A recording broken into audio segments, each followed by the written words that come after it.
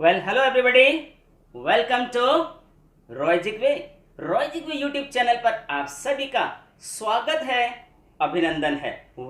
आज का ये वीडियो संबंधित है सब्जेक्ट वर्ब एग्रीमेंट या फिर कहिएगा कॉन्कर्ड से।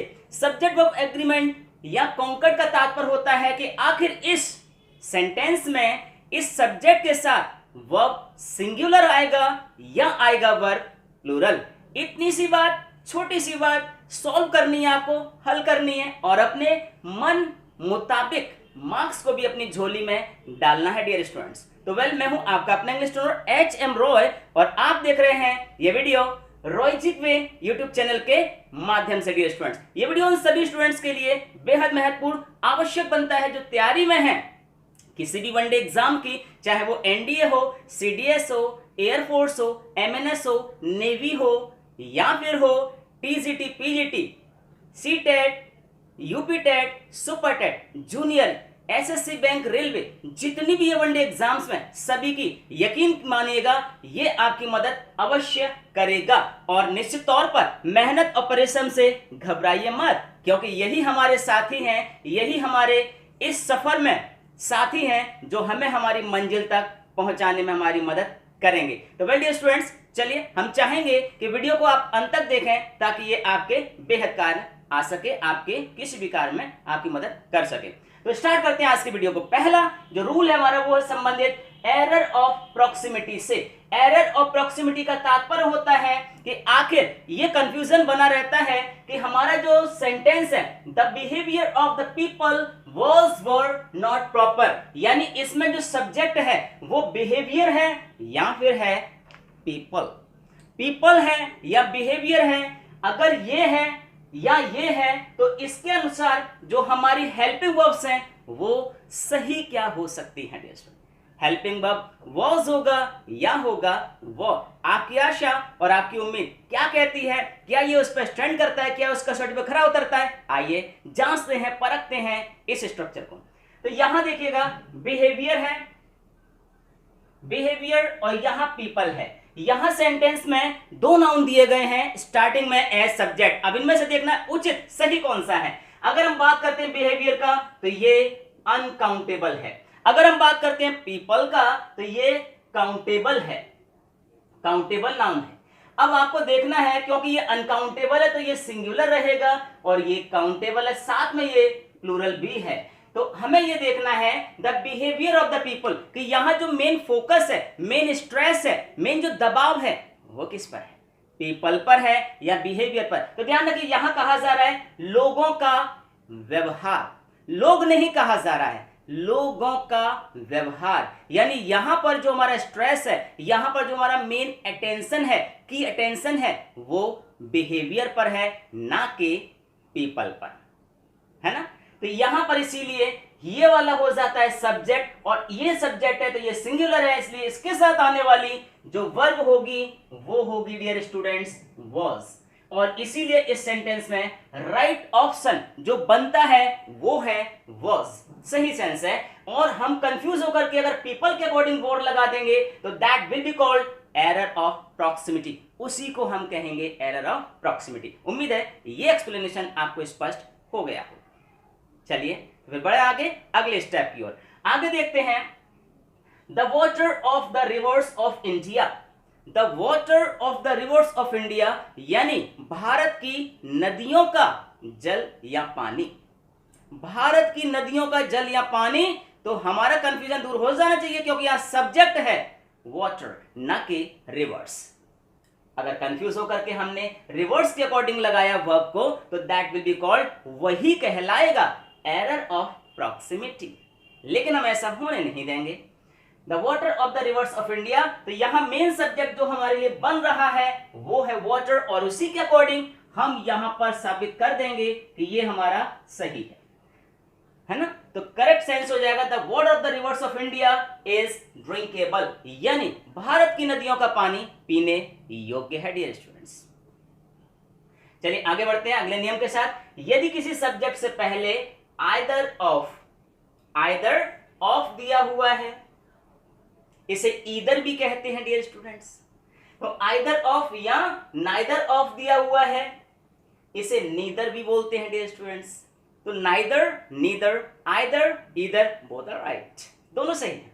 यहां देखिए मैनी ए, आए सब्जेक्ट के रूप में, तो आने वाला वर्ब सिंगुलर ही होगा डियर स्टूडेंट्स। यहां किसी प्रकार का कंफ्यूजन मत रखिएगा, लेकिन ये याद रखिएगा कि यहां पर आइदर और नाइदर के पश्चात जो ऑफ के पश्चात आने वाला सब्जेक्ट है वो प्लूरल का होता है, क्योंकि आइदर का मतलब होता है दोनों में से कोई एक, और नाइदर का मीन्स होता है दोनों में से कोई नहीं। हम एक में से एक चुन नहीं सकते, चूज नहीं कर सकते, दो होंगे या दो से अधिक होंगे, उन्हीं में से एक चूज करेंगे। इसीलिए ऑफ के बाद आने वाला जो हमारा नाउन होगा या प्रोनाउन होगा वो प्लूरल का रहता है, बहुवचन का रहता है, लेकिन वर्ब्स सिंगुलर ही रहनी है हमेशा डियर स्टूडेंट, वर्ब प्लूरल नहीं होगी। चलिए देखते हैं, either of the two boys, यानी दोनों लड़कों में से कोई एक लड़का, दोनों लड़कों में से कोई एक लड़का इज रॉन्ग। क्या लगता है आपको, सही है? हेल्पिंग वर्ब सही लगी है?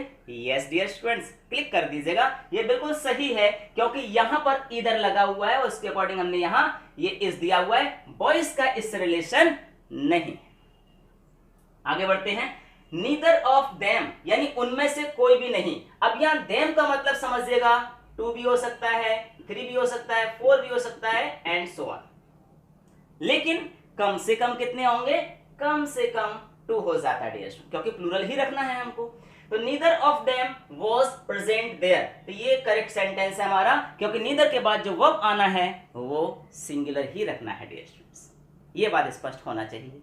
ठीक है, आगे बढ़ते हैं हम। यदि दो सब्जेक्ट्स, ध्यान रखिएगा, सॉरी एक सेंटेंस और रह गया है, many a student, many a student, ध्यान रखिएगा, मैनी के पश्चात जो नाउन आता है वो प्लूरल का होता है और वर्ब भी प्लूरल की ही रहती है, लेकिन यहां मैनी ए हो गया है, मैनी ए के साथ आने वाला नाउन सिंगुलर और आने वाली वर्ब भी सिंगुलर रहती है डियर स्टूडेंट। एग्जाम में यहां से भी काफी क्वेश्चन बनते क्योंकि यहां एक कंफ्यूजन होता है, मैनी ए के साथ सिंगुलर नाउन या प्लूरल नाउन, वो कंफ्यूजन के कारण ही बच्चे भ्रमित होते हैं, कंफ्यूज होते हैं और एग्जाम में गलतियां अक्सर कर जाते हैं। ये गलती को आप ध्यान रखिएगा, मैनी के साथ सिंगुलर नाउन यानी सिंगुलर सब्जेक्ट और सिंगुलर वर्ब का ही यूज करते हैं। तो many a student has passed the examination, pass the examination very well, बहुत अच्छी तरीके से परीक्षा को पास कर लिया है विद्यार्थियों में से विद्यार्थी ने। आगे देखते हैं, यदि दो subjects as well as, along with, together with, and not, including, besides या फिर लाइक से जुड़े हुए हैं, दो सब्जेक्ट इनमें से किसी एक से जुड़े हों, तब वर्ब पहले सब्जेक्ट के अनुसार आती है डियर स्टूडेंट्स। जो सब्जेक्ट पहले होगा वर्ब भी उसी के अकॉर्डिंग आती है डियर स्टूडेंट्स, ये आपको याद रखना है बस। अगर इतनी सी बात याद रख पाएंगे तो परीक्षा में मार्क्स को अपने अकॉर्डिंग कंट्रोल कर पाएंगे, नियंत्रित कर पाएंगे डियर स्टूडेंट्स, है ना। तो यहां देखिएगा, सेंटेंस देखते हैं हम लोग, you as well as he are guilty. अब यहां जो हमने हेल्पिंग वर्ब लिया है, आर लिया है, आर किसके अकॉर्डिंग है, यू के अकॉर्डिंग है, क्योंकि एज वेल एज लगा हुआ है। एज वेल एज जब भी हो तो वर्ब इसके पहले वाले सब्जेक्ट के अनुसार ही आती है डियर स्टूडेंट्स, तो इसलिए यहां यू के अकॉर्डिंग आर लगा हुआ है, सही है सेंटेंस, करेक्ट है सेंटेंस। इसलिए you as well as he are guilty, यानी कहने का तात्पर्य क्या निकल कर रहा है, वह नहीं, वही नहीं, तुम भी दोषी हो। यहां पहले वाला जो सब्जेक्ट होता है उस पर स्ट्रेस होता है, फोर्स होता है, दबाव डालकर कहा जाता है कि वही नहीं, तुम भी दोषी हो, और इसीलिए इसी के अकॉर्डिंग वर्ब आनी है, क्योंकि फोर्स पहले वाले सब्जेक्ट पर ही होता है डियर स्टूडेंट। पहले वाला सब्जेक्ट ही मेन सब्जेक्ट है, बाद वाला तो सिर्फ है उसके साथ बस, है ना। अगला sentence, he along with his friends, यानी वह अपने दोस्तों के साथ आर कमिंग, वह आ रहा है।